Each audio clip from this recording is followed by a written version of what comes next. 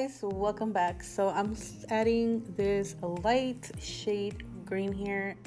Then I'm gonna go ahead with this yellow lime looking one. I am gonna be using this other shade and it has a bit of a shimmer, and it's from Maybelline, the color Tattoo. So I'm gonna be laying that all over the eyelid.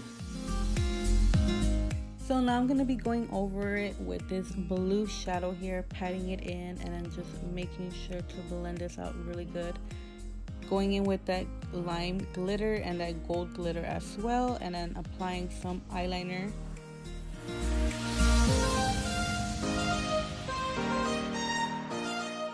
Applying my eyelashes. So for my inner corner, I'm using this golden highlight.